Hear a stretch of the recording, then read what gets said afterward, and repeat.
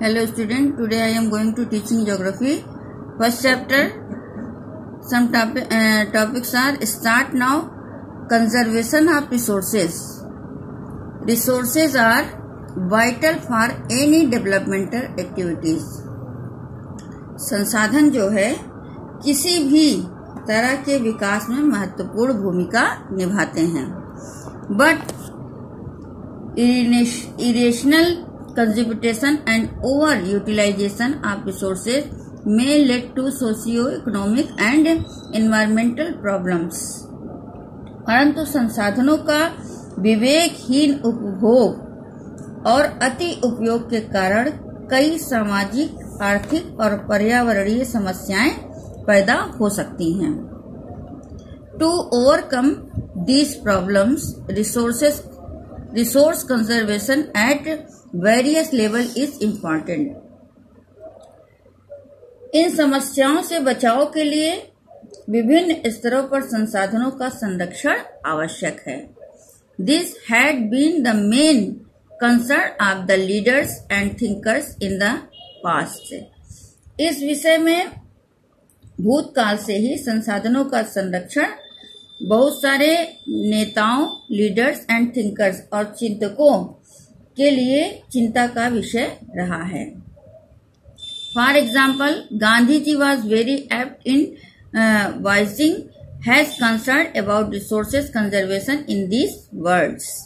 गांधी जी ने संसाधनों के संरक्षण पर अपनी चिंता इन शब्दों में व्यक्त की है. There is enough for everybody's need and not for anybody's greed. उन्होंने कहा है कि हमारे पास जो संसाधन है वो हर व्यक्ति की आवश्यकता पूर्ति के लिए बहुत है, लेकिन किसी के लालच की संतुष्टि के लिए नहीं है. अर्थात किसी के लालच की संतुष्टि के लिए या किसी का पेट भरने के लिए बहुत है. संसाधन किसी का पेट भरने के लिए बहुत है, लेकिन किसी का पेटी भरने के लिए नहीं है. He plays the greedy and selfish individuals and exploitative natures of modern technology as the root cause for resource depletion at the global level. He was against mass production and wanted to replace it with the production by the masses. उनके अनुसार विश्व स्तर पर संसाधन का जो ह्रास हो रहा है, जो पतन हो रहा है, के लिए लालची और स्वार्थी व्यक्ति तथा आधुनिक जो तकनीकी है, टेक्नोलॉजी है, प्रौद्योगिकी है कि शोषणात्मक प्रवृत्ति जिम्मेदार है. मतलब आधुनिक टेक्नोलॉजी और जरूरत से ज्यादा जो लोग संसाधन का इस्तेमाल करते हैं लालचवश, ये सारी संसाधन के गिरावट का कारण है. और वे अत्यधिक उत्पादन के विरुद्ध थे. He was against mass production. वो अत्यधिक किसी भी चीज के उत्पादन के विरुद्ध थे और इसके स्थान पर अधिक बड़े जनसमुदाय के द्वारा प्रोडक्शन के पक्षधर थे, उत्पादन के पक्षधर थे. उन्होंने वो ये चाहते थे, wanted to replace it with the production by masses, कि जनसमूह के लिए ये उत्पादन किया जाए, ना कि बहुत बड़ी लालच में बहुत बड़ी मात्रा में उत्पादन किया जाए. All the international level, the Club of Rome advocated resources conservation for the first time in a more systematic way in 1968. Underline this. Subsequently, in 1974, Gandhian philosophy was once again presented by Schumacher in his book "Small is Beautiful." सुमेशर या सुमेशर जो भी pronunciation हो, सुमेशर ही होगा वैसे. In his book small is beautiful. अंतरराष्ट्रीय स्तर पर व्यवस्थित तरीके से संसाधन संरक्षण की वकालत 1968 में क्लब ऑफ रोम ने की. ये छोटा क्वेश्चन बन सकता है. क्लब ऑफ रोम ने सिस्टमैटिक तरीके से 1968 में संसाधन संरक्षण की बात की। उसके बाद 1974 में सुमेसर ने अपनी जो उनकी किताब थी, उनकी किताब का नाम था स्मॉल इज ब्यूटीफुल, ये भी शॉर्ट क्वेश्चन में आता है।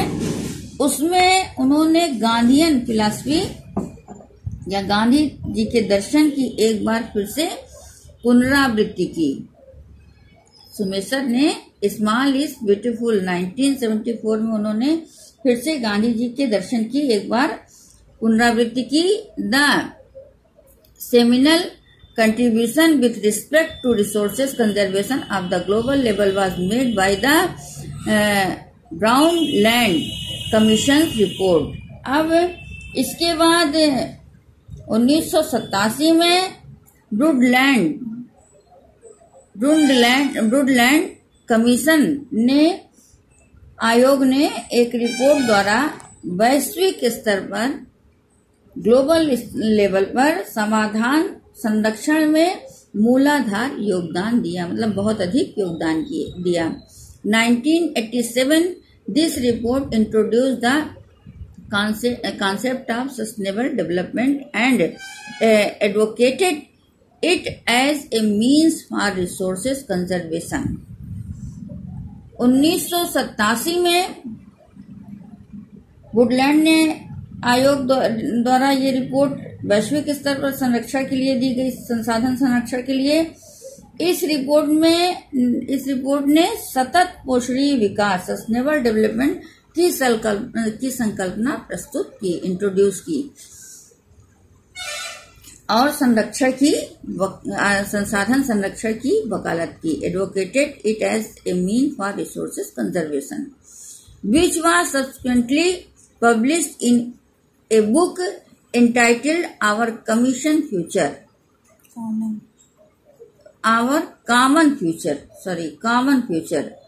यह रिपोर्ट बाद में हमारा साझा भविष्य, Our Common Future, हमारा साझा भविष्य शीर्षक से पुस्तक के रूप में प्रकाशित हुई।